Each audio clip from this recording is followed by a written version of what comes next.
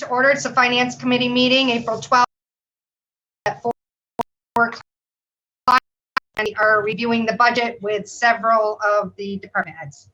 So I thought unless someone has a need to or another appointment, I was just going to go down in order of what I have on the agenda. Okay, so do we have someone from the Board of Health? Yep, it's Greg Mish. I'm here. Okay. Let me just, oh, wonderful. Linda, thank you. All righty. I'm just a little slow here, but I'm getting there. Whoops, I'm on the wrong one. How about that? Well, we see the Board of Health, but I can't really see too much except for the word Board of Health. I can't see any numbers. Okay, let me see if, okay, that didn't work. No.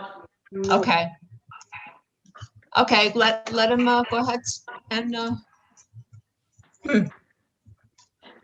I'll keep trying, but I don't want to hold you up. Okay. All right, so There we go. oh, there you Okay, good. All right, so it looks like what we have pretty much is a level funded budget right here. And with the recommendations from the town administrator to do the 1.5% COLA. And that's what it looks like here at this point. Greg, did you want to go over anything else? Is there anything that you'd like to point out to us? No, I think we're going to do the best we can to complete all the services required with the money we have. Hopefully, we'll be able to do it and give some money back. Well, that's great. That's great. I know, go ahead.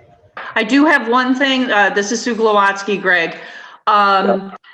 Linda, this is the budget that didn't have the software maintenance in it. Right. So And I think I did an email on it. Maybe I didn't send that to you, Greg. You go ahead, Susan. You want? because what we had done was we had reduced the inspections line from 28,000 to 26,000, and we added a line item for software maintenance, which is licensing for $2,000. So the bottom line remains the same. It's just reallocated. Right. And it's possible that it will get covered by CARES Act. So Right. we'll still keep working at that. But yes, the bottom line stays the same. Yes. Okay. That Are you sounds on good. board with that, Greg? The new program? Yes, that's fine. Okay, terrific. Wonderful. All right, does anybody else in finance have any other questions for Greg at this time? Oh, I'd just like to thank the Board of Health for keeping the numbers where they are and helping with this emergency.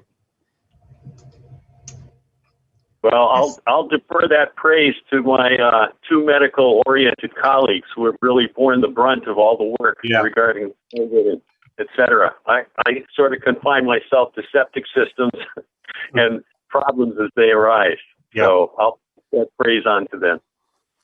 Okay. Yeah. Thank you very much, Greg. You're welcome. Wonderful. Okay, well, we'll move right along then, and let's go to the Council on Aging. So is that appearing? Can you What's that? is the Yes. count- Okay, it's Yeah. showing. All right. Yeah.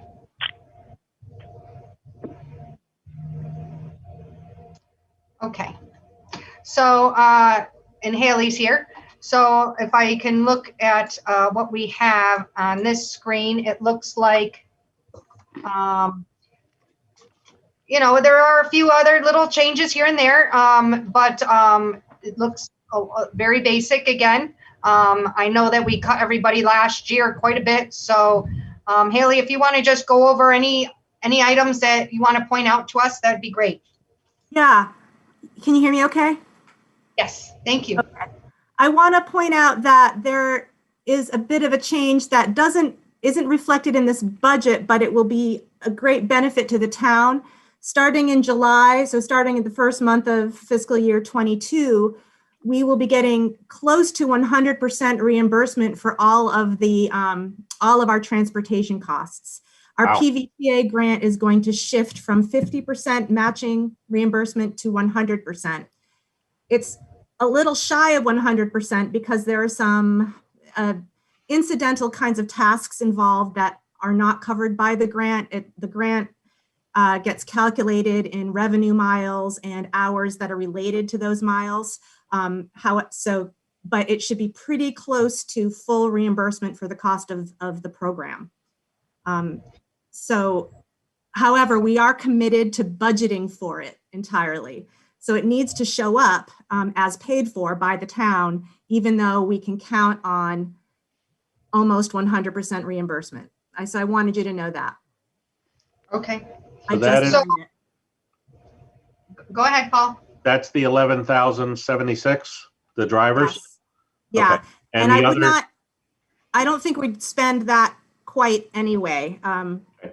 But we built in a little extra to be able to potentially restore trips for seniors when the risks with the pandemic are down. And those wouldn't be reimbursable. Those would be special trips. So I did request a little bit more, hoping that we could restore trips. Okay. All right. So my question is to Linda. Do we have this in our revenues?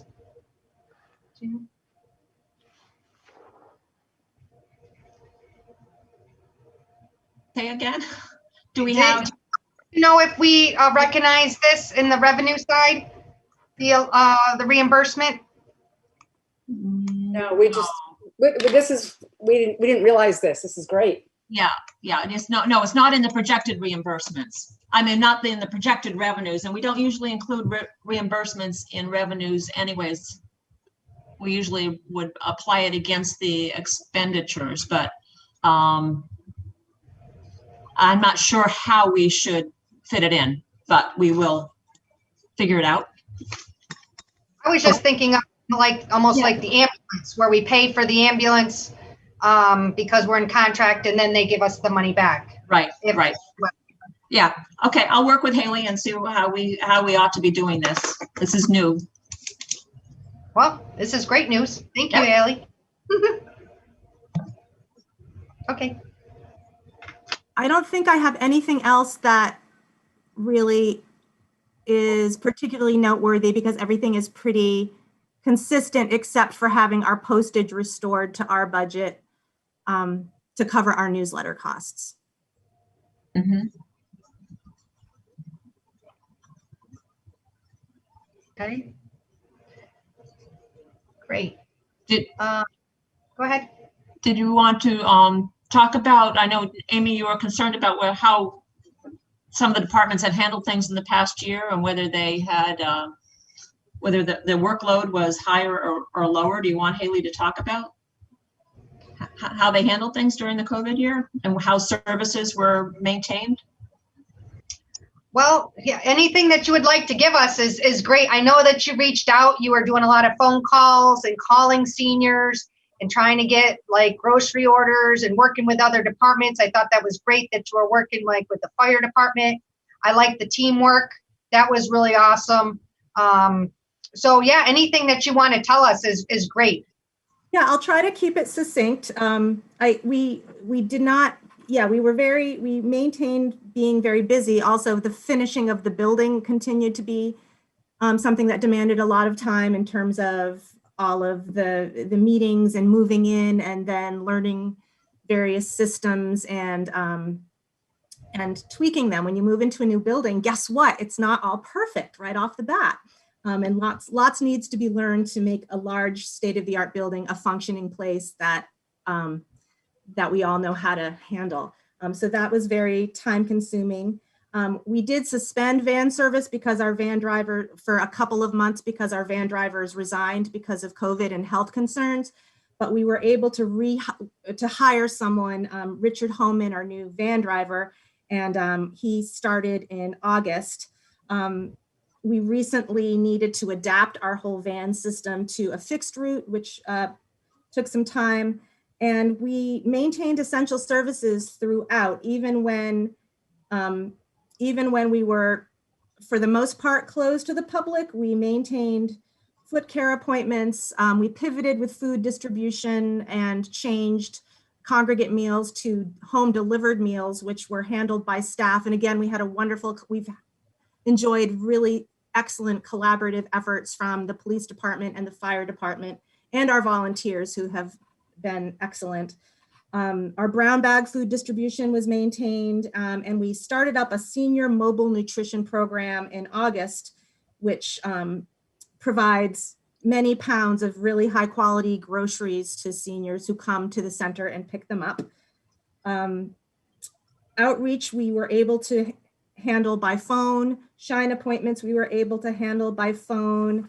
And I will mention that our programs coordinator, Violet Suska, very promptly pivoted to Zoom programming, and we got a CARES Act grant from Highland Valley that purchased some tablets, and we were able to offer several, and we still do offer technology tutorials for touchscreen and internet use, so that we could try to expand the circle of seniors able to utilize Zoom programming, which I'm sure you can realize there are barriers. We moved into the building in June. And what are some other things that are worth mentioning? I feel like the heaviest lift with COVID for us has been enhancing communications with our we maintained our newsletter distribution. I started an emailed sort of news and update distribution weekly. And then when the vaccine rollout began in February, we were very busy trying to register seniors 75 and older and keep everyone abreast of all of the constant changes and, in system enhancements to the whole vaccine process in our state. So yeah, we've had plenty to do, and I'd say more really with the challenge of COVID. Yeah. Well, thank you. So yeah, do you foresee, now I know that you are really busy and, because there's a lot of phone calls, a lot of that stuff, but you did mention a few things such as maybe van drivers, things like that. Do you foresee some money coming back, some in free cash that you didn't spend it all? Not that we'd ever take it away. I'm just looking, kind of get an idea if our free cash is how that's gonna look. Right. So you've mentioned drivers. That's going to be that will definitely be coming back at us. Otherwise, I really do feel like I'm not foreseeing unspent money with this recommended budget because I really did try to key it to known expenses. And I would expect programming costs to stay, to be maintained, because we're going to be hopefully able to invite the community in a larger scale and have more activities that will cost us in instructors and materials. So besides the van, no. Okay. And how about, can you tell me, I know you've been doing a lot with the senior work-off program, that we have. How many people do you? We're currently, the town of Hadley, only one senior has availed herself of that opportunity in Hadley. So I think it hasn't been going on for very long, and I do believe that it can pick up some steam and we can work harder to publicize it and get the job descriptions out so that people will be more enticed to do it. And we just, the select board just voted to activate a veterans work-off program that's exactly the same, offers the same tax abatement, and will work with the same set of job descriptions, although those can change yearly. And Steve Connor from Northampton will be overseeing the eligibility assessment process for Hadley. But what needs to happen now is that program needs to be publicized on the Hadley page. And since it's for all ages, it's not senior specific. So it needs to find a home on the Hadley web page. But I have some hopes that that might be utilized between now and the end of October. And as far as I'm concerned, I don't have any problem with opening it up to seniors as well, even though the deadline for applying was a couple months ago, but there's plenty of time in the year for someone to put 37 hours of work into the town and have a $500 abatement on their property taxes. Right. Amy, Go ahead. don't you think it would have been a factor too, Haley, that they maybe didn't feel safe in getting out and working? A lot of people are staying home this past year. Yeah. So we maybe pick up. I'm sure that did have something to do with it. We did try to, some of the jobs were in person. A couple of them could have been done remotely, but yeah, I think it's fair to say that that might have hindered interest. Good. All right. So finance team, is there anything else that anybody would like to ask? Nope. No. All right. And you have anything else, Haley, you wanted to add? I don't think so. Thanks for letting me chat. Well, thank you very much. Thank you. We appreciate it and what you've done. Thank you very much. Welcome. Okay, so if we can go down to Veteran Services, do we have anyone from Veteran Services?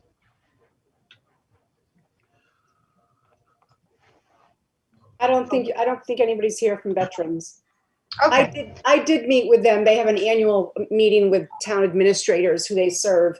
And they were doing a ton this year, a ton of outreach, a ton of local companies were donating food, and they were delivering all over Western Mass and Hampshire County. They really they went out on the road big time. So they've got the same level of service, just some the increases that their agency has, which would be staffing. all right. And I see here where there is an increase in requests, but that ends up coming back, and that's just the veterans benefits, right? And then we end up getting some of that back, or all. So for every 115 application that gets filled out and puts a veteran on that roll, that benefit that we pay out every year, 75% of that comes back. Yeah. And we get, Steve Connor gives us this information. He knows how many he's going to be projecting. He's the one who does the budgeting. They send us the figures. So Okay. maybe except for the Memorial Day, you were asking about whether money will come back. I suspect we will. I don't know about Memorial Day, but if they're not having a parade, we probably won't be spending that money this year. As you can see, last year it wasn't spent in 20. Yeah. All right. Great. All right, let's keep moving right along then. Oliver Smith Will. Done. That's easy. There we go. Next. Next, yeah. Okay. Let's see, the library would be next. Want to go to library? Yeah. Okay.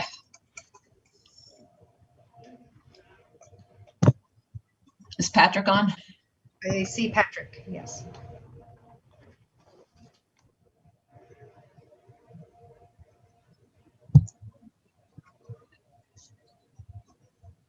Oh, I think you're muted, Patrick, I think, because I can't hear you.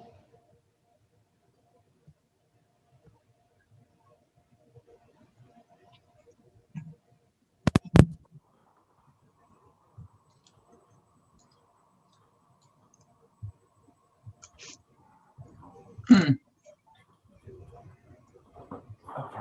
Can you hear me now? Yes, we can. Sounds good. Okay. So you have a little more activity on your budget than since a little bit more than the Oliver will. So we'll go over yours if you don't mind.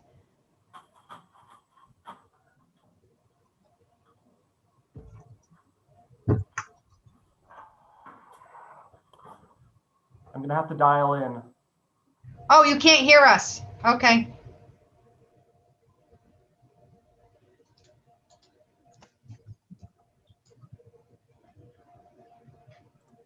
So how about those UMass Minutemen, huh?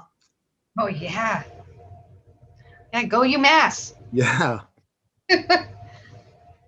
That's big talk here at work today. Everybody's talking about it.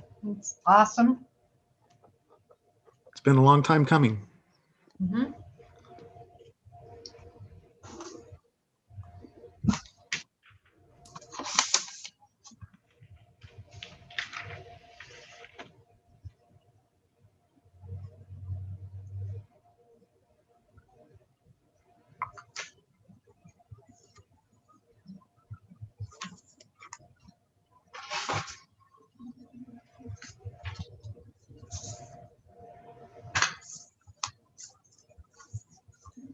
Okay.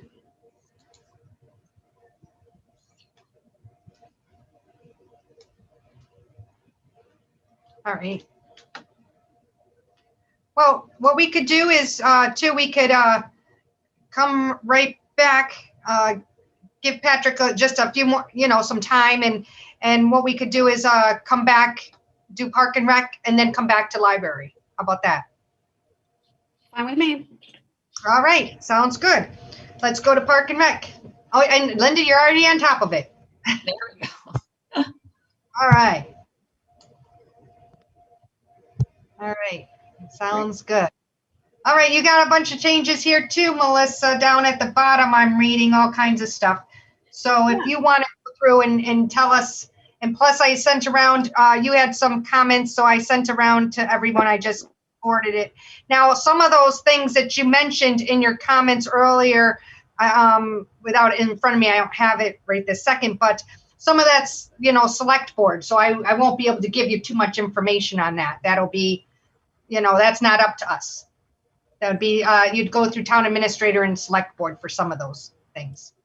Okay, so the first thing was the school custodial use. I was able to find out that there will be an increase if we continue to do more indoor programming. So I have included that, but it was a slight increase.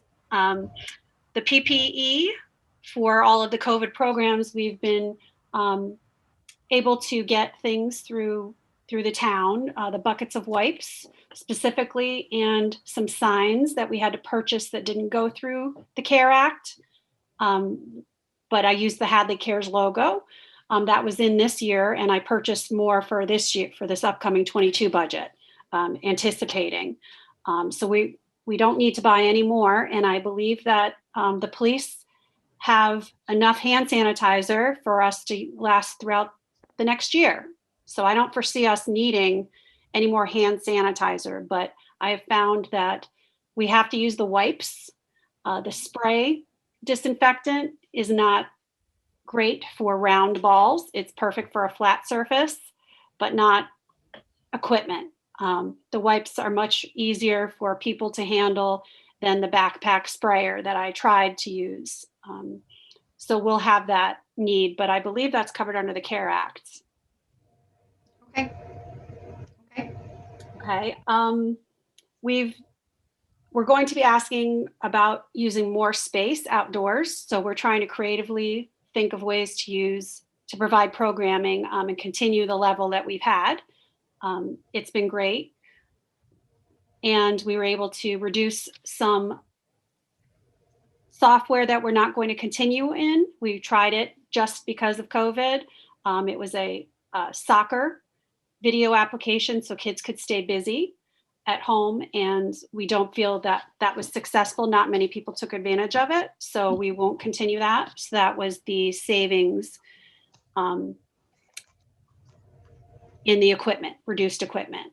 But I think we're looking really good, and being able to provide creatively events and working with other departments. And this is our budget that we feel we can move forward with and provide full-time, hopefully filling the position of director full-time. And the only question we had was about the COLA expense. I had seen the COLA increase for the position. We didn't see that on there. And it was on other budgets. I have a question, since this is, this just happened this past year with the change with you taking and Jenny leaving. How many hours are you doing now? 19.5. And how many? 19 hours this right now? Yes, 19 hours a week. Yep. And how many for next are you looking to or project to be doing? They want to do starting, the 1st of June. My contract ends June 14th. And so they're looking to fill that full-time position. Okay. Which would be this director's salary for the entire 22. But we did save money by having this temporary position, only being 19 hours. We were able to save $24,000. So that will be unspent out of this salary for 21. Okay. So by making that concession, and because of reduced hours, we haven't been able to offer as much programming. I've been trying my best, but it is very, very intense with especially working with Board of Health and contact tracing. I've actually gone to paper, gone old school, and parents fill out forms. So I physically have their face-to-face to confirm their health. And it's been really successful. Doing things online, people can try to slide in that aren't from the town of Hadley. And we implemented, for the first time, adding on a $20 fee if you're out of town, and that will cover some the additional expenses required. And people have been happily able to contribute that. Yeah. We started that with the ski program, and that's going to be how we recover mileage for the program. So we're taking out the mileage line item completely. We don't want to do that anymore. We're going to conclude that in the cost of when we price each activity to the participants. And that's something that we can reasonably expect. And so that's a savings there too. So Melissa, for the director's salary, how many hours a week is that? So Jenny worked up until December 21st, I believe. Mm-hmm. And she was doing 37.5, and 7.5 of those hours went to the school superintendent budget because they're taking over the after school program. So I believe that Jenny was working 30 hours. I do not know that specifically. Okay. She might have been working up to the 37.5. I just know that we don't have that 7.5 hours in our budget. So I believe Park and Rec commissioners are going to be asking for 30 hours or 37.5. Okay. So they're projecting. We're discussing it tomorrow. Okay. You're discussing it now. So when I see the projected budget, I just don't know for sure if that's going to, if what the requesting is for 30 or 37.5. Yes. And we tried our best to have that meeting last week before this meeting, and it just was impossible. I didn't have quorum. Okay. But I can definitely get back to you on that Wednesday morning. And Amy, if I can just address that, the no COLA, that was anticipating if anybody that would get hired in the next couple months, we wouldn't do a COLA increase. That's what I figured. I just thought I'd ask. Okay. Thank you. Okay. Do we have any more questions? Anyone from finance? No. None. Good. Thank you. Good report. Oh, I did want to ask one. I wanted to make a comment that we're going to be working closely with Council on Aging, and I'm really happy to hear about the Veterans Program as well. I'm working on job descriptions to do some clerical and some fun activities for anyone who wanted to help out, things that I can definitely delegate. And we have a desk in the office that can be done in person, and I am technically capable of helping someone train them. So I'm looking forward to using that as to delegate some tasks to. Yeah. Sounds good. And just throwing that there's a lot of big tasks that you can do, but if you really did need a little extra help, Melissa, and I just know this because, you know, my kids are at the Hopkins and they're in the Key Club. They're always looking for, the Key Club's always looking to help out people. So I'm sure that we've already been in contact, and I've got a lot of stuff, and the Girl Scouts have been great. They stuffed 200 bags for us for the Easter Bunny Parade, and we gave out all of them except for 10 that I left in the town office, the town hall. And so really getting creative of using people and getting some volunteers. Yeah, I know everybody likes to jump in for things like that. That's kind of fun. And the fun stuff. So, you know, I do have I just wasn't able to get to Haley, my job descriptions in time. Sure. But I'm working on them. No worries. All right. Well, thank you very much, Melissa. Thanks. Thank you. All right. Let's see if we can go back to Patrick. Hi, Patrick. Can you hear me now? Yes, we can. Can you hear us? Okay. Yeah, I can hear you now. I've had to get on my phone, so that's where the 978 number is coming from. Sorry about that. No worries. No worries. It all works. So we have your budget up now, the library. Yeah. So it's a pretty straightforward budget. You'll see a few notable reductions, mainly for services that we no longer require. So this building doesn't have a telephone line, for instance, so we, remove that monthly expense, and that was lumped in with our internet. So at this point, we're down to $1,300 from about $2,500 in the past. So we were able to cut that out. We did reduce our programming budget because under the circumstances, in the past year, we barely spent any programming money because of COVID. So we felt like, due to the uncertainty going forward of when we'll be able to really do large scale programming, that we should just sort of slim that down for now and then expand it when things go back to something more like, normal. Otherwise, what else do we have here? We have, one of the main considerations for us is our certification with the Board of Library Commissioners. And one of the things that they look at is the percentage of our budget that's spent on new library materials. So we always want to maintain something like, our target is to spend about 19% of our budget on books and movies, database access, that sort of thing. And so that's kind of how we figure that number from year to year to make sure that we're in compliance to maintain our certification. One of the things that I want to remind everyone here that's really important to us, relative to that certification, is that the Board of Library Commissioners expects us to have a budget that, generally speaking, is keeping up with inflation. So they like to see something like 1.5 or 2% increase year over year. They don't like to see disproportionate cuts to the department. Those things can lead to a situation where we have to, apply for a waiver to the MBLC to maintain our certification. So we, generally speaking, we don't want to go down that road if we can avoid it. So that the two budgets here, the level services budget, that does meet the MBLC's requirements, their formula for funding year to year. The level funded budget does not. So that will require us to apply for that waiver. And, there's no particular danger. I mean, lots of libraries apply for waivers all the time. It's not a big deal, but they don't want to see a pattern being set of year over year. You're not meeting that funding benchmark.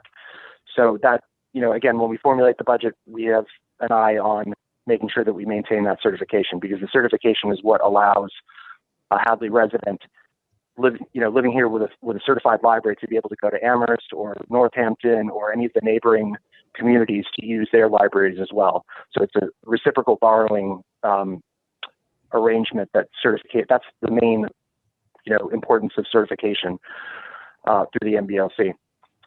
Let me see, what else is notable here? The membership down the bottom line, 5730, dues, memberships, licenses, that is a fixed cost. That's our cost of membership with CW Mars. So that is something that, every year they give us an assessment for what that's going to cost. And so that's what that is. There's no other item in that line. Mhm. And I mean, that's more or less it. There's really not a lot here. No. You guys have any questions? Well, on the you mentioned the 19%. You mentioned the supplies, the books. Yeah. Do you do what kind of book? I mean, do you do donations? What is it that you need to purchase, or did you purchase more because of the new library, or just a little more detail on that would be great. No, I mean, this is essentially more or less, you can look back over the years. This is roughly, what we've been purchasing year over year. We're not purchasing more, we're not asking for more, relative to the new library. In the old situation, the old library, because it was so small and we had outgrown it so long ago, the unfortunate fact was that for every new item that came in, something had to come off the shelf because it was just totally maxed out. So in the new library, we have the luxury of additional space, so we can spend the money that, we normally spend, but we don't have to weed the collection as heavily as we would, when we were in the old library, which, was just way too small for a community this size. But yeah, I mean, we do take donations. We take donations, financial donations. We take donations of books, but generally speaking, a lot of what is donated as far as physical items end up going into the Friends of the Library's book sale because they're just not relevant to the collection. So we take sparingly from those donations what we can use, but otherwise it has to be sort of moved along. It's kind of like a very time-intensive thing dealing with donated books because they all have to go somewhere. They can't really stick around. I just was thinking that, with the pandemic, there's been a lot of people probably that purchased books. Sure. There was a lot of reading. People are staying home with that kind of stuff, and you read the book, and then what do you do with it? So depending on if they were in, obviously you'd want it mint condition, or maybe it has to be a hard book, hardcover or whatever it may be. But, and I get that you don't want just anything. But if there was some, I don't know. I just think that sometimes there's probably a lot out there that people just would give you, but I don't think that you could take it. Okay. I mean, generally speaking, with donations, it's almost more a service that we're providing when people have books to get rid of, that we'll take them and put them into the book sale. And, as I said, we do take some things from donations and add them to the collection. But a lot of times what you find is the things that have been donated after the fact were the same items that you ordered because they were popular to begin with. So it's, it's just one of those things. Yeah. Okay. Great. I don't have any other questions. Does anybody else?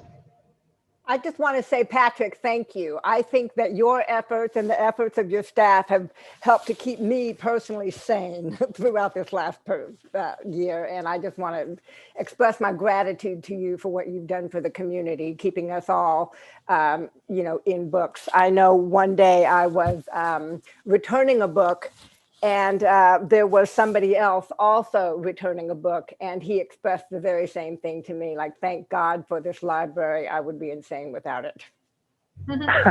Thank you, Valerie. I really appreciate that. That's very kind of you. And it's a pleasure to serve the community. That's what we're here for. And it's going to be truly a great day when people can just walk in those doors and enjoy this building. But I do encourage people to make appointments. We're doing browsing by appointment right now, Thursday through Saturday. Please come and visit us, take some books out, or just, enjoy the space. Thank you. I forgot to ask Haley, Patrick, are you going to have some type of a big event or something that you foresee down the road of an open house or something? Yeah, more than likely. I think probably we'll be looking at doing something in the summer when more people are vaccinated and things start to loosen up. But definitely the Board of Library Commissioners, which provided the grant for half of the cost of the building, will be very interested in having some sort of an event like we did with the groundbreaking to come out and commemorate the opening. So definitely, yeah. Good. Well, just stay tuned. I don't have any details on that right now, but soon enough. I can't wait to go in. I haven't seen it. I'm looking forward to being able to get in and check it all out. Yes, please do. Yeah. And Patrick, the wheels are already turning on the next project that we can work on. So Excellent. I'll see you tomorrow with a flash drive. Is that okay? Okay. Yeah, that's Okay. perfect. Thank you, Drew. Thanks. Bye. Wonderful. All right. If no one has any other questions, and if you don't have anything else to add, Patrick, I believe we're good. No, I don't have anything else. Thank you so much. All right. Well, thank you Good very report. much. All right. We'll see you. Bye-bye. All right. The next one would be Historical Commission. And I have something from Historical. I have an email. 1 second while I pull this up.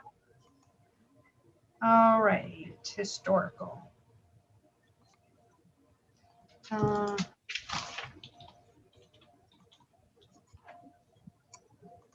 I think I passed it along.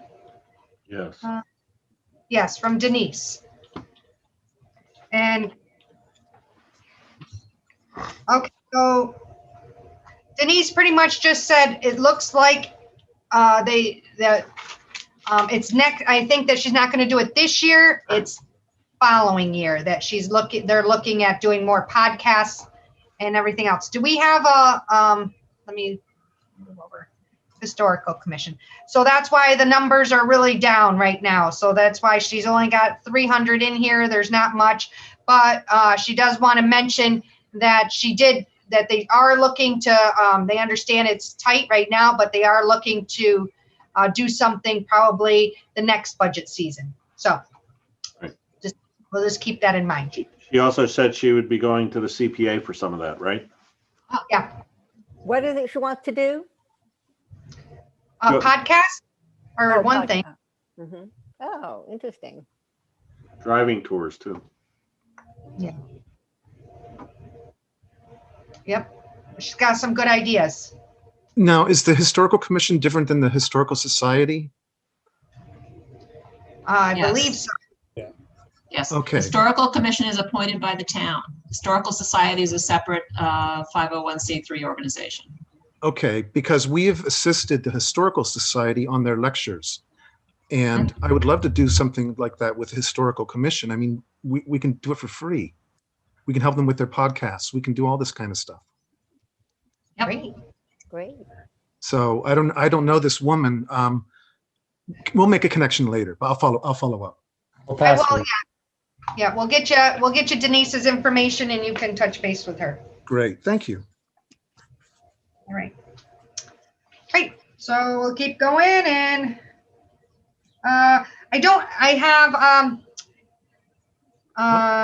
we're going to skip benefits for right now. Well, actually, no, it's Joan's here, right? So, and Drew's on too, I think. And Joan Yes. is, yes. Oh, okay. Which, I can wait. Okay, so why don't we do? let me I'll get them both sized. There we go. Okay. Which do you want? They're both ready. Okay, let's jump to Hadley Media. I see it right here. Go ahead, Drew. Well, I was asked to provide a level funded and a level services budget, and they're really one and the same, except we've been so busy. I mean, we had maybe a 2-week lull in the last year since COVID hit. And that was when we were trying to figure out how are we going to do our jobs. As it is, we're busier than ever. John, I think, has produced 11 videos in the last 2 weeks. And we have people asking us for our help all the time. And I was thinking on it. When I was hired, and John was hired like a week after I was, in January of 2017, would you have imagined Hadley Media to be where it is today with the quality of content, the quantity of content? I think we're maxed out. I don't see how we can keep working at this pace. And if there's any way that we can find in our budget a way to pay more hours for John, that would really help us. The issue is that I've never fully understood our administrative charges, how they relate to our revenue from charter. As you know, we are not taxpayer funded. We're an enterprise fund, and we receive revenues from charter for our operations.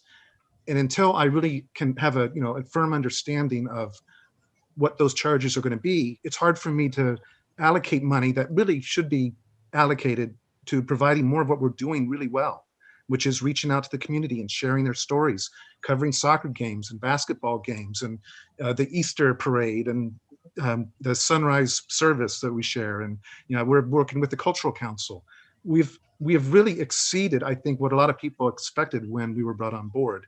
But we've been doing it with the same number of hours since we were hired, and we've basically maxed out on our efficiency at this point. So what I would think with, I do see a lot of happening with Hadley Media right now. I agree with that because, we can't go to games. We have to rely on watching it through the online because of the COVID and stuff like that. So sports games from the school. Well, even the coverage, I'm sorry, Amy, but even the coverage of what's going on in town, Scott Merzbach no longer goes to the meetings with a pen and pad and writes down what's going on.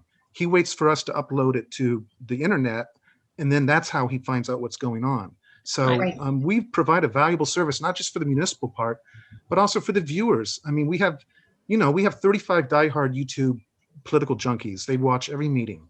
And then if something's happening, we have another 30 or 60 or 100 or 200. It ratchets up. But we also have, was it 2,700? Actually, I don't know what the number is, but we have close to 5,000 viewers. You can look it up. Do you have it? Did somebody say? Oh, okay. But we also have to consider the viewers, because it's the subscribers to Charter that are actually funding our operation. And so, I make it a point to provide as much timely material, high quality material, try to minimize the number of repeats. I don't want it to be the same old cable that you're used to where the bulletin board is the primary appeal. Yeah. But so what we've talked about before, there has been discussion based on where is Hadley Media going, because we are worried about it continuing with, people doing different things on the internet. Anyways, and I believe there's a committee that got put together because to look into charter as well. Well, right? The Cable Advisory Committee has to meet regularly in order to negotiate the next contract, which is coming up. And they will look at, has charter met their end of the bargain? What do people in Hadley want? Are they getting the service that they want through their cable? And the things are up in the air. People are cutting the cord, but our revenues were up. And I was looking at the revenues for Alliance for Community Media sent out the revenues for everybody. So I'm looking at it, and some stations are improving their viewership and getting more people subscribing, and some are losing. And so I like to think that we're on the upward trend. Yeah. So do you have, I know that they tried to, I just don't know if it happened. Do you have a committee? I know that you did have a committee before, but then it was gone. Did you get a new committee together to help, do a strategic plan on where Hadley Media is going? No, we did not have anybody apply for that committee. Instead, what David Nixon had asked me to find some people to join a new oversight committee, and that their main task would be to work on the ascertainment as a prelude to negotiating the new contract the town will have with Charter. And so I contacted who I felt would be interested.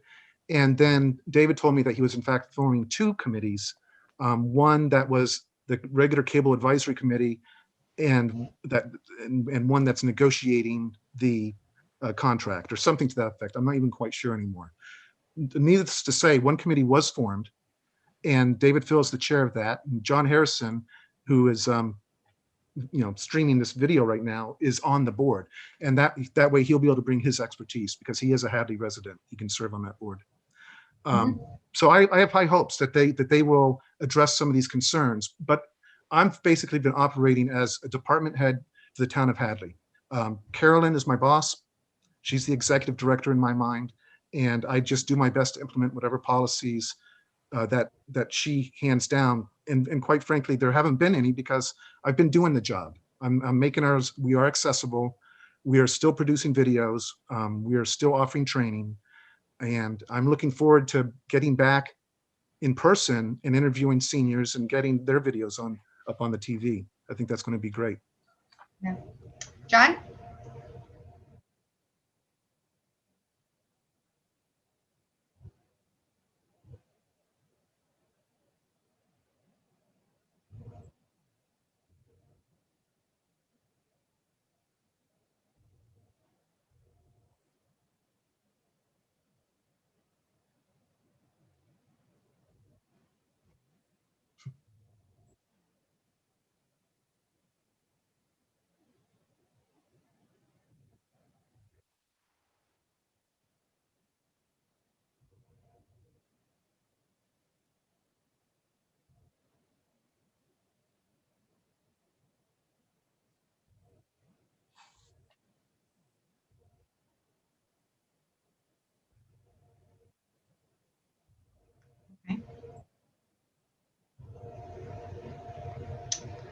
Okay, great. Well, these are all good things to note. As we're moving ahead, I think that's all stuff that we need to start looking at and figuring out what's the plan of Hadley Media, and we'll keep an eye on it and try to see, because I do see good things coming out of Hadley Media. I do see you guys being very busy. Well, So. and like I say, the admin fees are really the big unknown to me. And typically stations run around a 10%, but we've never been able to say, oh, it's going to be around 10%. It fluctuates. And for instance, if you take a look at fiscal year 2022 admin recommended, the bottom line is $64,000. So am I to understand that's basically what the budget has been as proposed? That's correct. Okay, and that's not counting any of the admin fees that will be taken out of our revenues. So we don't know what our revenues are going to be because we haven't received the check we won't receive it until second week of June. Last year we received 69,000, I believe. And so clearly we had some, we were in a good place. It's not as dire as some former members of the advisory committee may have suggested. So how much are you saying that it looks like it's off, Drew? Well, I'm not saying that it's off. That's the thing. I don't get to determine what the administrative charges are. So basically what I do is I take whatever our annual check from Charter is, and I kind of work myself, okay, what are our known expenses? Very few, as you can see. We have our equipment repair. I just keep that at $500. Generally, it's cheap to repair a piece of equipment by the time it's a $500 repair. And that's what our capital budget is for. But if it's a cheap repair, we got it covered. Other than that, the internet, software, those are all just known costs. That's what we're charged for the different items that we use. Supplies, we haven't used supplies in a couple of years. Or let's see, when was the last time we even spent money on supplies? I work out of my home. Right there. Okay, there. We must have bought something. I don't know what. I'd have to go back and look. But it's not like we're spending a ton of money on extraneous. It's mostly salary. Mm-hmm. And because it's a very labor intensive job. Mm-hmm. And we're maxed out. So if you want to continue to see us grow, you're going to have to find a way to get more hours for John Harrison, because I don't want to work more than the 30 that I'm already working more than I'm supposed to work, but I'm not going to work more than even that at this point. I'll find more efficiencies if I can. Okay. Linda, did you have something to add to that? Yeah, it's just I wasn't really following that you don't understand the chargebacks. The amount that we're charging, because that's been pretty consistent. In fact, it got cut in half last year. So it's 10,000, a little over 10,000 last year, a little over 10,000 this year. Where is that listed? Oh, it's on. Well, it's on the. It comes in as a revenue, and I'm actually not sure if it shows up on your budget. But David Nixon had set it back in December. Okay, so, I had no idea. Okay, well. So I can't work with that if I don't know it. Okay, 10,585. So no, we don't wait on that one. Remember last year when we revamped the enterprise fund chargebacks, we came up with a figure so that no department would have to wait and find out we were working with the prior year amount. Okay, okay. So- I didn't so- even know that that was the prior year So because I we didn't see we it have listed that on my figure. budget. Okay.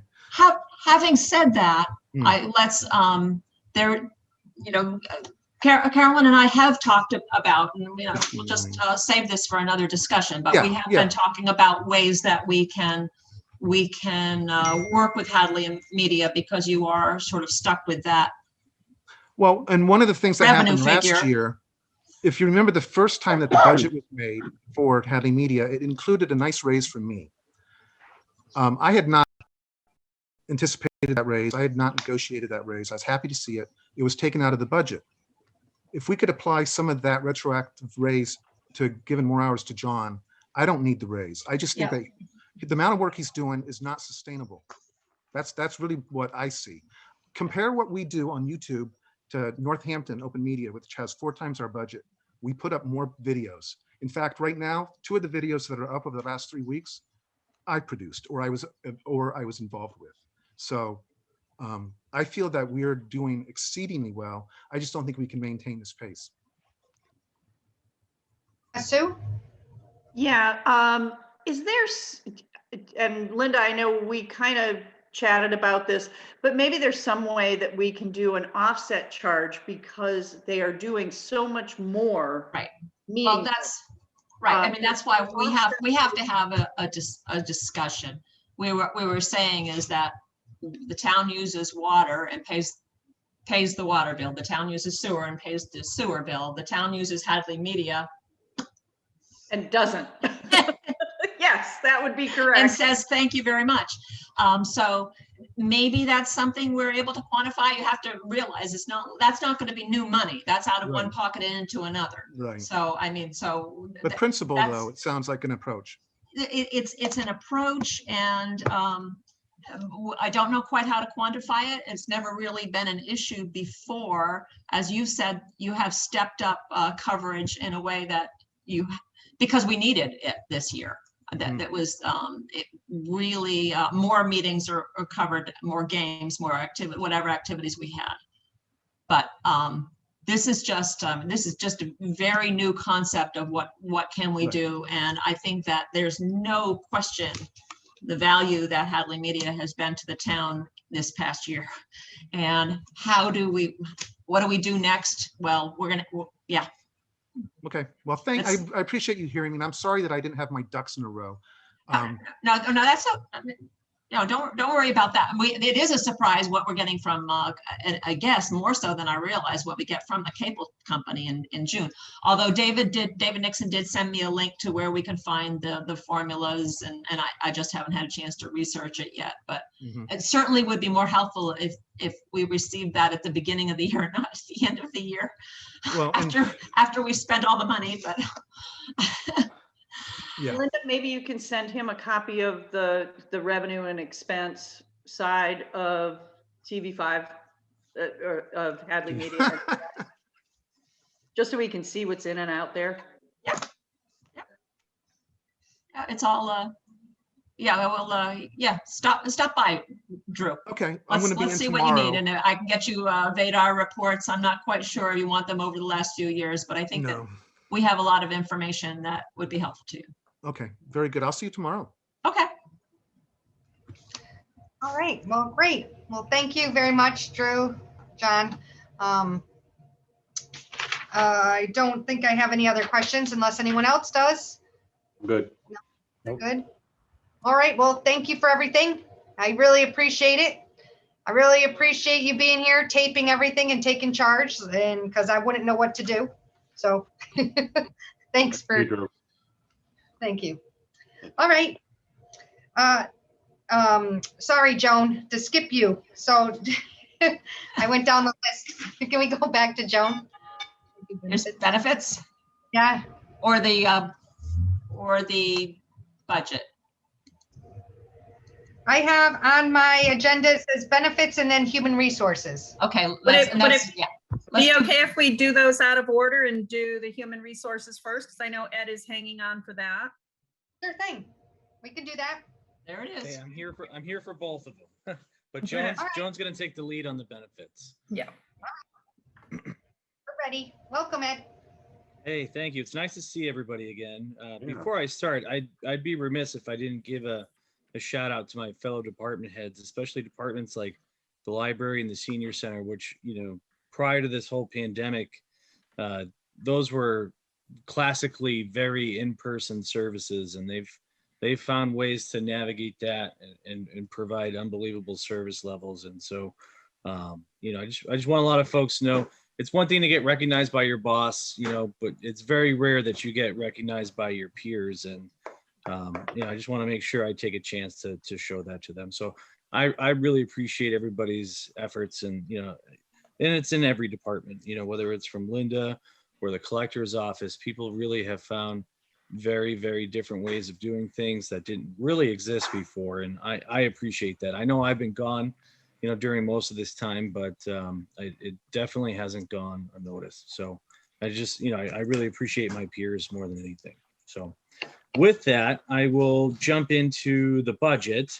I think probably the biggest line item change, Amy, is obviously the salary. We went to a part-time model to kind of keep the status quo until I returned from the deployment. So now that we're full-time, we've lined up a number of projects that we had to put off while I was mobilized. In addition to that, we did make some changes to tuition and meetings. And then we've also changed a few items in membership. We've reduced the Employers Association of the Northeast. We're not going to renew that. We have a number of services through our municipal organizations that come quite handy. And then, of course, office supplies, there's a little bit of a change there. Percentage-wise, it looks huge. Dollar-wise, not so much. But with that, do you have any major questions? I do not. When I looked at your budget, it looks like it was pretty self-explanatory to me. Yeah, I mean, it's about as lean as it could get. In a perfect world, I'd have HR software and a whole bunch of things, but we're just not there yet. So we are in the midst of doing some more manual processes, revamping the personnel policy handbook. We have collective bargaining that we're kind of in the midst of extending some contracts.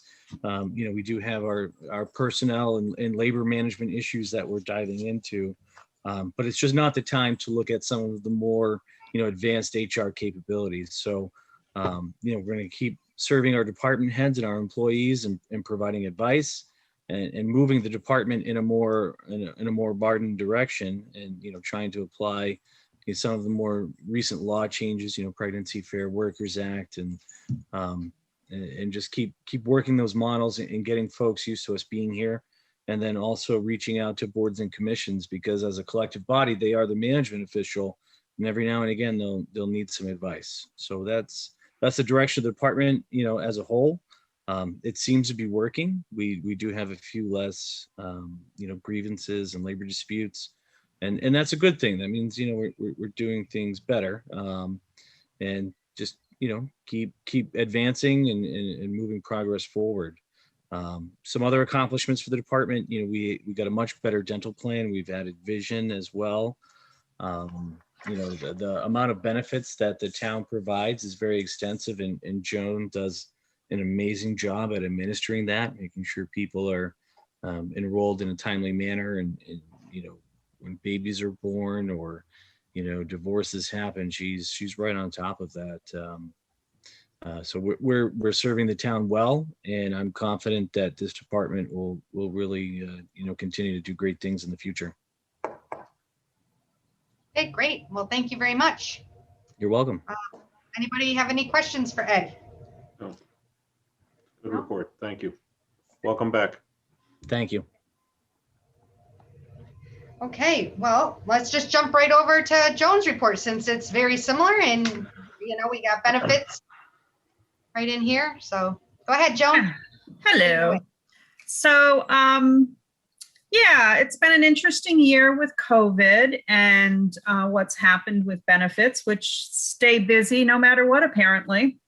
And first of all, even managing through this whole COVID, a shout out to Jennifer Sanders James, who when we shut down in March, within days, we had laptops at home and she had IT working on it and setting us up. So never a hiccup with payroll. Thank God.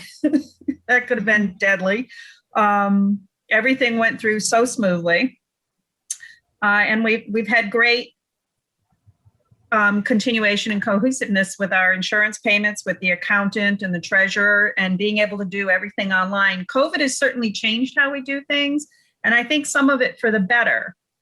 Certainly with everyone now scanning and sending their invoices to the accountant. I think less chance of things getting lost that way. They're getting there, and more follow through. We have the emails to follow with, and the checks getting out continued without problem. So that being said, as far as what's going on with start with retirement, unfortunately, that's not one we can control. The retirement is strictly based on the aggregate salaries. So the 22 budget would be the salaries as of September 30th of 2020. And it's generally right around the 26 to 28% mark that we are charged. And I think it went up a little bit because there was a little hiccup in earlier in the year, maybe with of 2021 with investments. So that is what it is. We can't control that. Workers' comp, also based on actual expenditures. And sometimes the estimate for that insurance, we're charged based on estimated payroll expenses, which we cannot sometimes know all of the items which might end up being paid from a grant that came along during the year and we don't know about. So that those expenses are included, any grant payroll, which would not be part of the budgeting process. So unemployment. Joan, I'm gonna be a stinker and say we got some new information today on workers' comp, which didn't make it down the hall. But Susan just this afternoon got word that from my that the workers' comp is actually going to be $83,106. So we'll save a few $100. Yay. And always subject to audit. True, exactly. At the end of the year, they audit, and that's where your grant money comes in. If people are paid out of grants, there's more payroll. We might get a bill at the end of the year. Right. So keep that $300. You might need it. Okay, and I'll jump in on the accident one down in a few lines too. Okay. Unemployment is interesting. We're keeping it at the same amount because we've kind of been fortunate. That was a very busy area in 2020 and 2021. You may have heard in the news about all the fraudulent claims. I mean, we're talking $50 billion nationwide. Hadley's total of fraudulent claims was about $500,000. But I can honestly say not one penny was paid out on fraudulent claims for the town of Hadley. Great job. Great job. We have stayed on it. We've made sure the employees know what they're doing. The employees have been awesome about contacting unemployment and reporting the fraud. So it's been great across the board. We paid out about $18,000 in claims. They are legitimate. We're a reimbursable unit, so we are charged a little differently than the private sector. So even if someone leaves us, goes to another job and gets laid off, we're responsible for a percentage of it. But so out of a possible $563,000 in benefits, I'm feeling pretty good about $18,000 being paid out. And I gotta tell you, that's a big win for Joan. She really deserves a big round of applause there. And it's not the only thing she's saved the town a bunch of money on. We recently had an IRS assessment for some folks that have some insurance eligibility issues, and Joan did the homework and reduced that bill substantially as well. So, and she thinks she still has some wiggle room to bring it down even more. So she really protects the town from a substantial amount of liability. And I don't think I could give her enough recognition for that. So Thank you. But that's my tax money too, so we're paying that. So I think we're pretty good at the 30,000 for the unemployment. I'm feeling pretty good with that number right now. I don't think we'll probably maybe spend what we had for the 30 for this year, but even then, maybe not. On the health insurance, our health insurance trust, which we are insured through the Hampshire County Group, had a very healthy reserve fund. I think somewhere in the range of, last I knew, about $19 million. So using that reserve, we actually for 2021, 22 insurance year, reduced the premiums by 2%. So that's why that's going down, which is not something you usually see on insurance premiums. No. So that's a nice savings. Plus, we had employees this year received, those in the health insurance received money from the mitigation fund. So we processed those refunds to employees this year. Guardian Dental, the former dental, ended up beginning of this year sending a check for refunds on April 2020. Those were dispersed to employees. And Altus Dental gave a 90% refund of July premiums, which those have also been dispersed to the employees. So it's been a kind of a decent year where that goes for employees.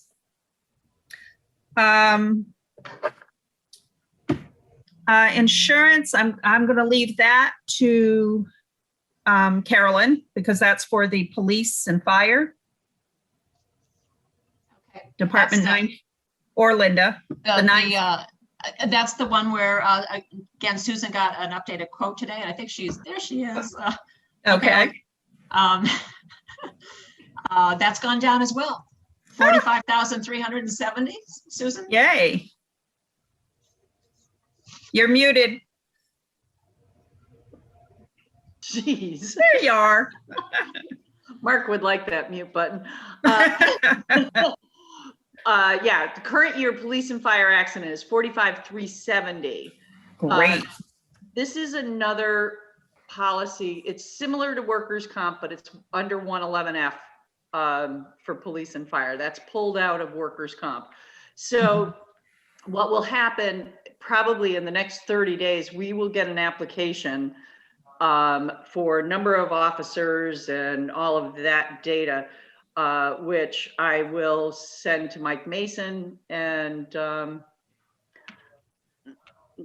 we'll see where it comes in. But I think we have less officers this year too, so it might be more payroll but less officers. So it may jog out the right way. Right. He's reduced the number of part-timers and specials. Right. So hopefully that helps out. Yeah. And Susan is our insurance guru. Thank you. It's been good. It seems like it just comes down to numbers, but actually there's a lot, it's more to it than that. She came up, was it Thursday, Susan, and said, but they say this is going up from 160 to 240,000. Well, and when I spoke with Maya, he gave me this figure, Mick Garrell gave me this $240,000 figure. And I said, please, that's got to include comp. And he goes, no, it doesn't. And, reinsurers, they react to big things. The last time I saw a big thing was 9/11, and everything went through the roof. And we were talking, 25% increases across the board. Thankfully, with things that we did as far as increasing deductibles and getting rid of coverages that we'd never, ever see a benefit to, we've reduced enough where I think we have mitigated the increase that reinsurers are looking for to almost a level premium stance. So we'll see. And it would be so easy just to take the new figure they give and put it in the budget. But Susan's gone to the effort of checking in with them, telling them, no, this can't be so. What can we do about it? And yeah. it's very worthwhile just to keep going back at it if we have the time to do that, or we take the time to do that, which you have taken the time. Yeah. Thank you. Thank you so much for keeping on top of that. You're welcome. So Linda will take over at OPED, but does anyone have any questions on any of the other lines at this point? No, I'm pleased. It's a great year. I think you've done fabulous, especially on all those saves. That's been awesome. And I think that, hey, and the fact is that whoever thought health insurance goes down. It always Right. goes up. Yeah, So, we're pretty happy with that. yeah, so that's great too. So, yeah. Okay. Then I turn over OPEB to Linda. I can do that. We were going to do that with the treasurer, but I think our time is so good. Let's go ahead and move on OPEB. I think you've all been on long enough to know that our plan, if you go back to 19 and 20 and how it, and then I think it goes back as far as 2017, where we increased the contribution each year by 2.5%. So just kind of keeping in with the concept of Prop 2.5, that's a reasonable amount to go up each year. So we were not going to make any big leaps in OPEB, but we were going to make sure it stayed steady and that we kept up with our contributions so that we could come out the other end of this and someday hopefully get it paid off and have that paid up and then be relieved. So clearly when things got tighter last year, this was the place to start. This has always been the first thing on the chopping block with the budget. That's one reason actually we put it into the budget, because before that it was done by articles and it was so easy not to even put the article on. But we wanted it in the budget so it was recognized as an obligation and that it was never forgotten. So yeah, we were able to do that steady climb. We got quite a bit invested in that 5-year period. I was just looking it up. We are about $2.1 million balance in OPEB right now. We did not do our 270 this year. It was knocked down to 16 so that we continue to take out of the enterprise funds their contributions. Then in 22 for the level fund, I kept it at that amount, the 16. But clearly level services, I'm considering that our service, or what we're supposed to be doing is continuing that contribution. So I put it back in and that's what's being offered. Once again, I mean, it's very easy to go after this, but we cannot, we do need to get back in the habit of making an OPEB contribution. So I put it out there this year to ask you and the select board, is this the year? We did our Standard & Poor rating review was in October, and at that point we'd already budgeted it down 16,000. We already had made this cut for 21, and the explanation of it was perfectly understandable. To cut it out for 21 did not do any damage to us whatsoever. I don't know whether that would, to what extent that would continue into 22, whether it's approved or not, or at least we're not hurt by it in any rating sense, whether or not we're damaged in that way, we still aren't getting ahead. We're still not meeting the obligation, and we're starting to slip behind. Fortunately, we also had a good year in the investments with OPEB. So that fund continues to climb because of our past contributions. So, I mean, really the best thing we could have done is get going on these in the early years when we did. And for the towns that didn't get going on it early, they're just really, their fund is going up by the amount that they're able to contribute each year. Whereas we had a $200,000 gain in that account in 21 without even making our contribution yet. So I would continue, as I say, continue to encourage that we get back on track with this. It really benefits the town tremendously and will help us in the long run. The more we put in, the more we don't have to put in, is really what it is. The more we put in now, the more we don't have to put in later, and we get back on an even keel. Linda, I have a question. Sure. You know, I have thought about how great it is that we had that we had been contributing all this time to our OPEB, because this has been such a spectacular year for investments. And I just wondered, do we have any way of preventing the bottom from falling out if investments should go the other direction for a while? Not really. I mean, sure, we can put it in very conservative. We actually started out conservatively because when we were making contributions the first few years, and you've got a fund that has $80,000, $100,000 in it, and you ask taxpayers to put in more, and they say, wait a minute, we already put in 100, and now it's only worth 93. We were really concerned about that kind of an impact on future contributions. And we weren't able to ride out the downs very much. We kept it in a moderate funding, or moderate to conservative level of investment. We raised it up a bit. I think we're moderate now. With each new contribution we've made, we've increased the risk. As we increase the risk, we have had gains. There are months when it goes down. We had 1 month this year where our fund went up by 150,000, and we had another month where it went down as much as 35. On balance, we're ahead 200. We're in this for the long game. This is not our stabilization account where we might want to take out and buy a fire truck or buy something with it in a couple of years. We're in this for decades.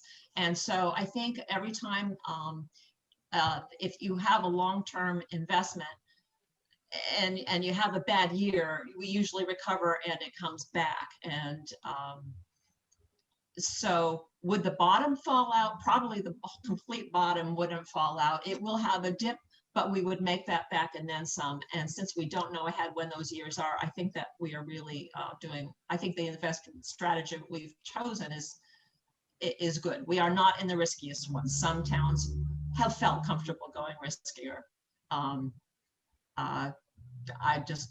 You kind of have to have the stomach for it. I'm not quite there. So, and I don't think Hadley is either. I think I do represent the way people feel in Hadley. So I'm certainly interested in hearing other input. I was just wondering because, private investors can say, well, if my investments go down X percent, I want to sell everything, so it can't go down any further. Yeah. I don't know if we can do that as a town or not. Yeah, we have put our money into an OPEB trust fund, which is being managed by Bartholomew and Company. So our funds are in with others. It's like being in an enormous mutual fund or something. We don't really have,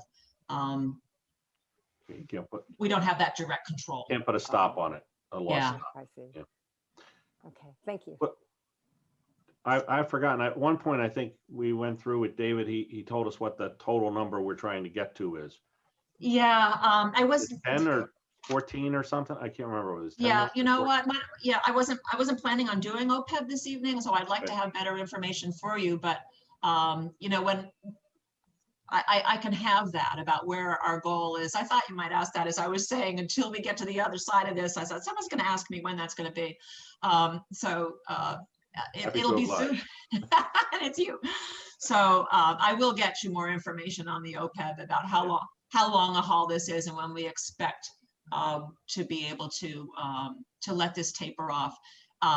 Remember, when we get to the point where we are what's called fully funded, that means that it's stable to the point of what we owe out each year is being covered by what we have in that trust fund.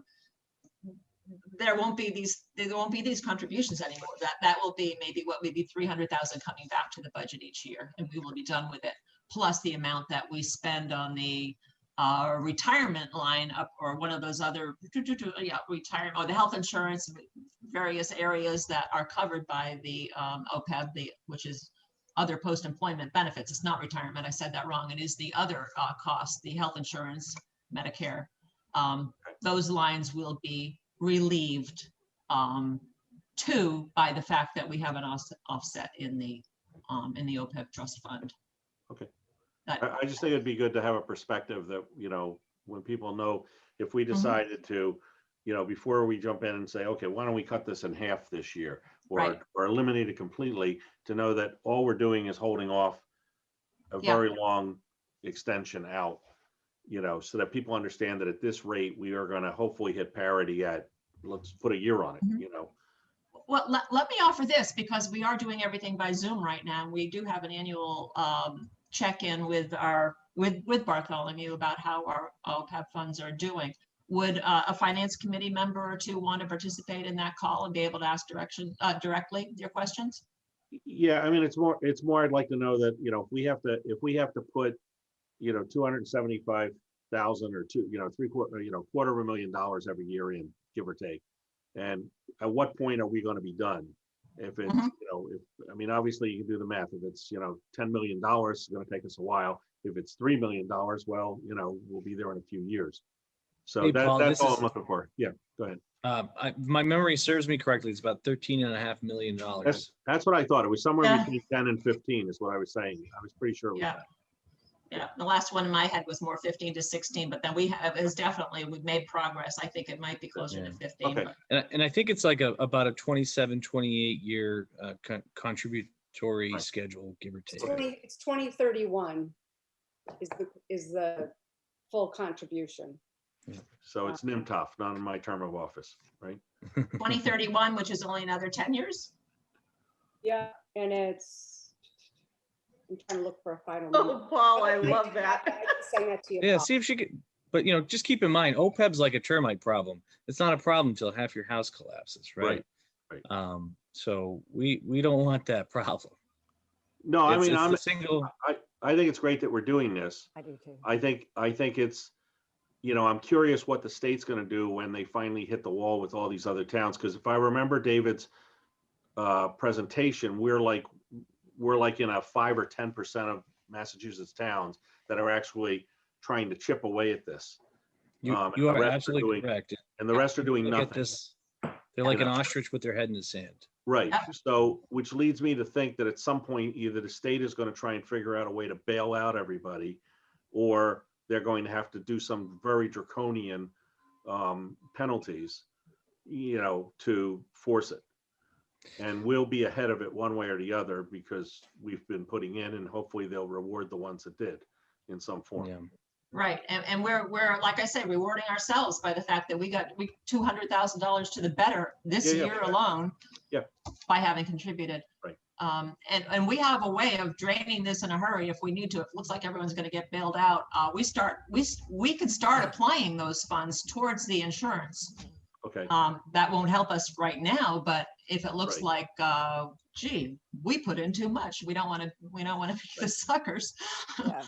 We can do something about it. We can't take it out and put it into a building or stabilization, but we can put it towards the insurance. That's fine.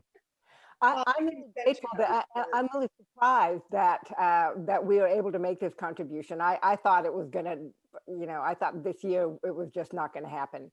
And so I'm pleasantly surprised to see that we are gonna stay committed. I know it's important to our bond rating. Well, it's in there now and it's being recommended and we'll see. Great. Yeah.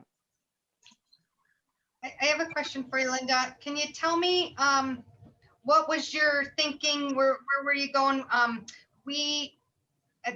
Last year when the school gave back money, they said that they were going to give back, what, 300,000 or so. And we talked about putting the money, we took a lot out of the stabilization and we were going to put it back, at least a good chunk of it. I see you putting into OPEB, but I don't see us putting into stabilization. You mean this, the last line there? Yeah.